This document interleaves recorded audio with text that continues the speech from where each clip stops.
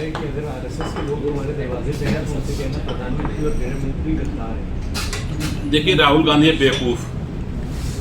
राहुल गांधी को यही अकल नहीं है कि लोग अपने संसदीय क्षेत्र में क्या करने जाते हैं और किस रूप में जाते हैं। राहुल गांधी एमपी के रूप में आए थे रायबरेली, कि नेता प्रतिपक्ष के रूप में आए थे, कि विदेशी दलाल के रूप में आए थे। मुझे दुख इस बात का है कि वो अगर रायबरेली में आए हैं तो रायबरेली वासियों का सुख दुख पूछना चाहिए कि रायबरेली में आकर के मोदी जी को गाली देंगे और अडानी और अंबानी का नाम लेंगे। इससे रायबरेली के उन मतदाता जिन्होंने राहुल गांधी को चुना है उनसे क्या लेना देना। रायबरेली का मतदाता उम्मीद करता था कि हमारे सांसद आएंगे, हमारा सुख दुख पूछेंगे, और आए और उन्होंने तत्काल मोदी जी को गाली देना शुरू कर दिया, अडानी अंबानी की बात शुरू कर दी।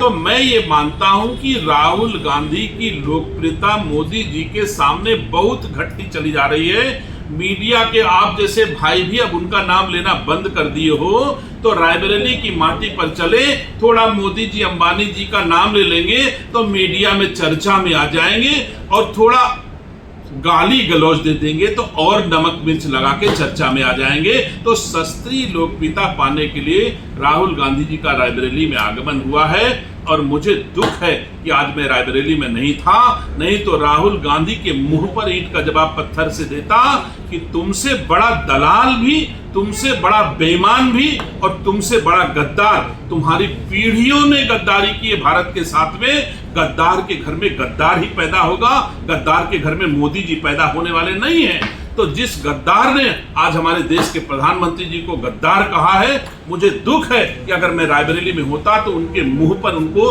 मजबूती से जवाब देता।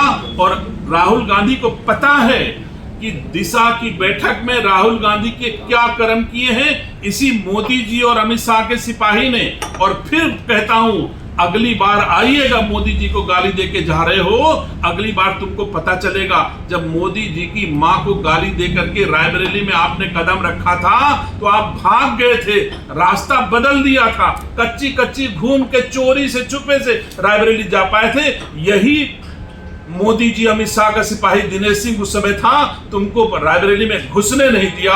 और अब फिर कहता हूं, तुम जल्दी रायबरेली में घुस नहीं पाओगे। अगर तुमको अहंकार है कि तुम सांसद हो, हमको कोई गलतफहमी नहीं, तुम सांसद ना अपनी बदौलत हो, ना अपनी मेहनत की बदौलत हो, ना अपनी योग्यता की बदौलत हो, ना अपनी पार्टी की बदौलत हो, तुम किराए के बदौलत दूसरे दलों के मतदाताओं के बदौलत सांसद बने हो। याद रखिएगा, जिस दिन उन दलों की बैसाखी हटेगी, तुम सांसद तो छोड़ दो, प्रधान भी रायबरेली में नहीं हो पाओगे। ये चैलेंज करता है दिनेश सिंह, वही दिनेश सिंह मोदी और अमित शाह का सिपाही जिसको तुमने गद्दार कहा है।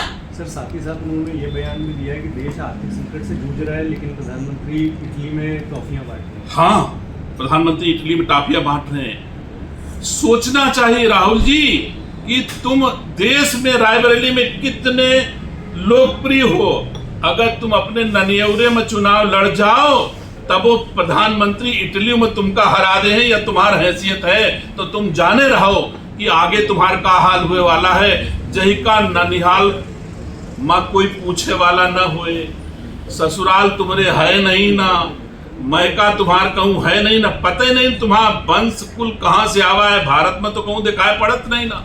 तुम्हारी महतारी भी इलीगल तरीके से हमारे भारत में आई रहे हैं। तो मैं समझता हूं अब मजबूती से भारत का आदमी तुमसे पूछी कि तुम हो कहां के। अब तो देश की हमारी न्यायपालिका यह तय नहीं कर पाई कि तुम भारतीय हो कि नहीं हो। अब इस पर भी संदेह हम भारतवासियों को है। और ऐसे जो हमारे देश के प्रधानमंत्री मेरे ही नहीं है, देश के प्रधानमंत्री राहुल गांधी तुम्हारे भी हैं और कांग्रेस के हैं। और जो हमारे देश के अपने देश के प्रधानमंत्री को गद्दार कहे, मैं समझता हूं उसकी नसों में भारत का खून नहीं हो सकता है। वही गद्दार भारत के प्रधानमंत्री को गद्दार कह सकता है जिसकी नसों में गद्दारों का खून होगा। Thank you.